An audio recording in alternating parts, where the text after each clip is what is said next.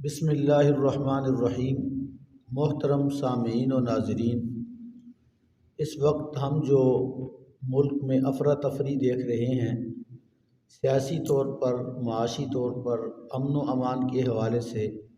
75 سال جو ہمارے ملک کے گزرے ہیں، ہر سال پچھلے سال سے زیادہ کمزور حالات کی طرف جاتا رہا ہے، لیکن آج شاید وہ حالات پیک پر پہنچ چکے ہیں کہ ہم ہر جگہ کے اوپر افراتفری دیکھ رہے ہیں، اور اس میں کوئی دو رائے نہیں ہے کہ تنزل کی طرف جانے میں شاید ہی کوئی ملک ہمارے ساتھ مقابلہ کر سکتا ہو۔ لیکن اگر ان کے اسباب و عوارض کے اوپر غور کیا جائے تو ایک لمبی فہرست بن سکتی ہے کہ کون کون اس کی وجہ بنے ہیں۔ ہم ملک کے سیاستدانوں کو بھی اس کا ذمہ دار ٹھہرا سکتے ہیں۔ ملک کے سیاستدانوں کے پس پردہ جو اصل طاقت اسٹیبلشمنٹ کی ہے، ہم اس کے اوپر بھی انگلی اٹھا سکتے ہیں۔ ملک کے مختلف طبقات کو اس کا ذمہ دار قرار دے سکتے ہیں، لیکن یہ فہرست مرتب کر دینے سے ہمارے حالات کے اوپر کوئی بہتری آنے والی نہیں ہے۔ ملک کے حالات کو درست سمت پہ ڈالنے کے لیے اور ملک کے حالات کو ٹھیک کرنے کے لیے ہمیں کرنا کیا چاہیے اور ہم کیا کر سکتے ہیں اور کیا کر رہے ہیں، اس کے اوپر بحث کرنے کی ضرورت ہے، اور اس کا انشاءاللہ ہمیں فائدہ بھی ہوگا۔ ہماری ناقص رائے کے مطابق ہمارے ملک کے اندر جو حالات خراب ہوئے، یہ کوئی سال دو سال یا صدی دو صدی کی بات نہیں، ایک طویل عرصے سے ایک پلاننگ تھی، منصوبہ بندی تھی، جس کے نتائج آج ہم دیکھ رہے ہیں۔ اور اس پلاننگ اور منصوبہ بندی کا آغاز جو ہے وہ ہمارے نظام تعلیم پر حملہ کر کے کیا گیا تھا کہ ہمارے مسلمانوں کی تعلیم کی بنیاد میں دونوں چیزیں شامل تھیں۔ ایک طرف تو ہم قرآن و سنت اور فقہ اسلامی کو پڑھتے تھے، اس سے خدا خوفی بھی پیدا ہوتی تھی، قوم کی تربیت بھی ہوتی تھی، اور وہ قوم کو اصلاح کا جذبہ، قوم کی اصلاح کے بارے میں اندر فکر، یہ چیز قائم ہوتی تھی۔ اور دوسری طرف جو ہمارے عصری تعلیمی اداروں کا نظام تعلیم ہم آہنگ تھا شروع میں، اس میں بھی طب کا میدان ہو یا جغرافیے کا ہو، کوئی بھی ہو، ہمارے ادارے بڑے اچھے اچھے ماہر پیدا کر رہے تھے۔ جب ہمارے نظام تعلیم میں سے اس چیز کو ختم کیا گیا اور عصری تعلیم کو دینی تعلیم سے جدا کرنے کا تجربہ کیا گیا، تو اس کے جو نتائج نکلے ہیں وہ آج ہم ان کا سامنا کر رہے ہیں۔ ہمارے عصری تعلیمی اداروں سے جو پود تیار ہو کے نکل رہی ہے، خواہ وہ میڈیکل کے شعبے میں ہو، انجینئرنگ کے شعبے میں ہو، سیاسیات کے شعبے میں ہو، اس کے نتائج ہم دیکھ رہے ہیں کہ ایک تو وہ اپنے شعبے کے اندر وہ مہارت نہیں پیدا کر رہے، صرف ڈگریوں کے حصول کے لیے دوڑ دھوپ جاری ہے۔ اس کے لیے یونیورسٹیوں کے عجیب عجیب سکینڈل بھی سامنے آ رہے ہیں کہ یونیورسٹیوں کے حصول کے لیے ہماری جو بچیاں یونیورسٹیوں کا رخ کرتی ہیں، ان کو کن نتائج کا سامنا کرنا پڑتا ہے، ہمارے جو بچے کوشش کر رہے ہیں ان کو کن مشکلات کا سامنا کرنا پڑتا ہے، اور پھر محض ڈگری حاصل کر کے ملک اور ملت کو وہ کیا فائدہ دے سکیں گے، اس کے نتائج بھی ہم دیکھ چکے ہیں۔ اور دوسری طرف اگر کوئی لڑکا کسی بھی تعلیم کو اچھے طریقے سے پڑھ بھی لے، تو جب اس کے اندر تربیت نہ ہو، خدا خوفی نہ ہو، تو وہ اس تعلیم کو یا اس تعلیم کے نتائج کو صرف ذاتی مفادات کے لیے، پیسے کے حصول کے لیے جب استعمال کرتا ہے، تو اس طرح کے نتائج پھر نظر آتے ہیں جو آج ہم دیکھ رہے ہیں۔ دوسری طرف ہمارے دینی مدارس کا جو نظام تعلیم تھا، اس کے نتائج جو ہم دیکھ رہے ہیں، مثبت نتائج پہ تو ہم اکثر و بیشتر بحث کرتے رہتے ہیں، لیکن اگر منفی نتائج کو دیکھیں تو ہمارے مدارس کے اوپر مذہب سے زیادہ مسلک کی چھاپ لگی ہوئی ہے۔ تو ہر مدرسے سے فارغ ہونے والوں کی جو اکثریت ہے، ان کی سوچ اپنے مسلک کی خدمت کرنے کی ہوتی ہے، اور وہ بھی اس انداز میں کہ دوسرے مسالک کی نفی کرنا،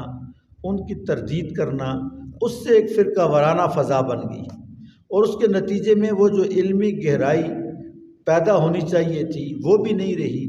کیونکہ ان کو عصری مسائل سے کوئی آشنائی نہیں کہ ان عصری مسائل کے حل کے لیے قرآن و سنت کے اندر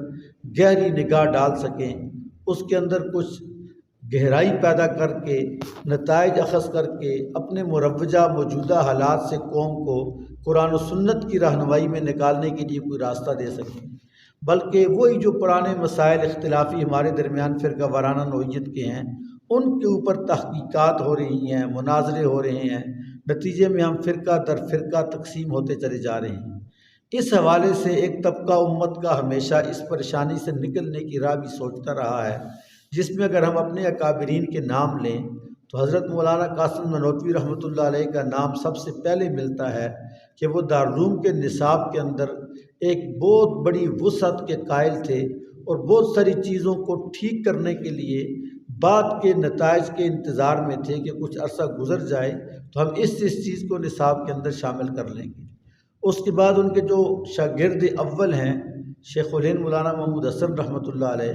ان کی زندگی کا آخری دورہ ہی علی گڑھ یونیورسٹی میں علی گڑھ یونیورسٹی کے ان فضلاء کی دعوت پر تھا جو علی گڑھ یونیورسٹی کے اندر دینیات اور اسلامیات کو مرکز بنا کر ایک ایسی یونیورسٹی کا آغاز کرنا چاہتے تھے جو ہماری ملی اور قومی ضرورتوں کو پورا کر سکے۔ تو اس وقت مسلم انٹرنیشنل یونیورسٹی کے نام سے جو آج کل جامعہ ملیہ ہے، اس کالج کے افتتاح کے لیے وہ وہاں تشریف لے گئے اور وہاں جا کر بڑی خوشی کا اظہار کیا۔ اس حوالے سے مختلف اکابرین کی آراء ہمیں لکھی ہوئی بھی ملتی ہیں۔ مولانا یوسف بنوری رحمۃ اللہ علیہ، مفتی محمد شفیع رحمۃ اللہ علیہ، ان حضرات نے اپنے اپنے زمانے میں جو آراء اور تجاویز دی ہیں وہ موجود ہیں، لیکن عملی طور پر اس میدان میں قدم اٹھانے میں جن اداروں نے کام کیا ہے اس میں بلا شبہ ایک بہت بڑا نام جامعۃ الرشید کراچی کا ہے کہ انہوں نے نہ صرف یہ کہ اپنے ادارے کے اندر ایک جدید نظام تعلیم کو مروج کیا، رائج کیا، چلایا،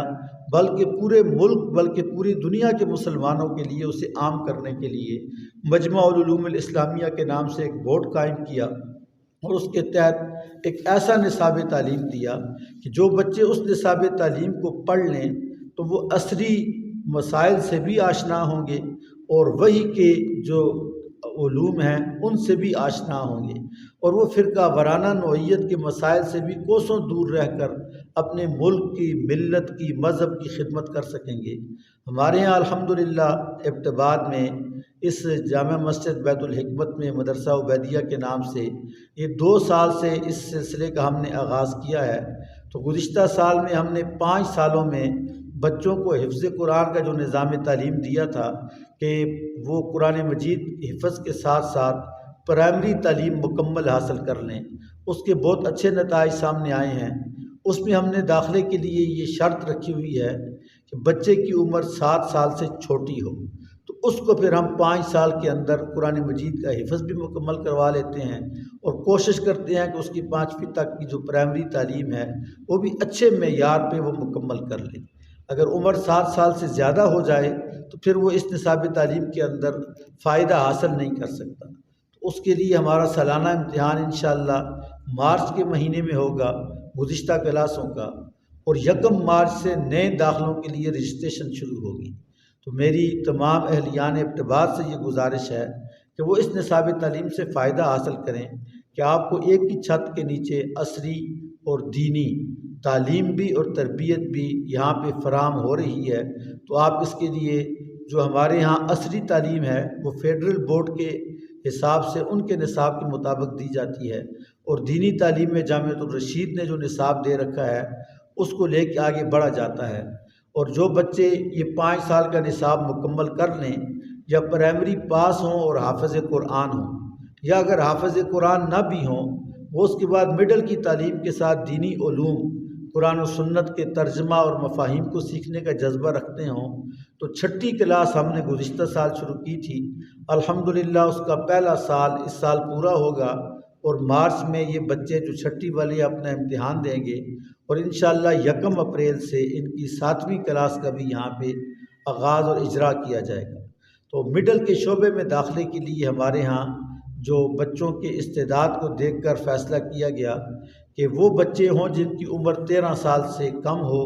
پرائمری پاس ہوں، حافظ قرآن ہوں تو ان کو ترجیح دی جاتی ہے، ورنہ اگر حافظ قرآن نہ بھی ہوں تو وہ 6ٹھی کلاس کے لیے پرائمری پاس ہوں، اچھے نمبر سے پرائمری پاس کر کے اگر انہوں نے آئے ہوئے ہیں وہ تشریف لائیں اور 1 مارچ سے اس رجسٹریشن کے عمل میں حصہ لیں۔ انشاءاللہ 1 اپریل سے ہماری نئی کلاسوں کا آغاز ہوگا، تو اس کے لیے گزارش ہے کہ یہ جو نصاب تعلیم ہے انشاءاللہ یہ ہمارے ملک کی تمام افراتفری کا جو اصل حل ہے وہ یہی ہے کہ ہماری قوم فرقہ وارانہ مسائل سے، خود غرضی سے، ذاتی اغراض سے نکل کر ملک و ملت اور معاشرے کی خدمت کے لیے ذہن سازی ہو سکے۔ تو انشاءاللہ یہ ایک قدم ہے جس کے لیے آپ کے تعاون کی ضرورت ہے کہ آپ اپنے بچوں کو اس نصاب تعلیم سے مستفید کریں۔ اللہ تعالی ہمیں اخلاص کے ساتھ ملک، ملت اور اپنے مذہب کی خدمت کرنے کی توفیق نصیب فرمائے۔ جزاک اللہ و احسن الجزا۔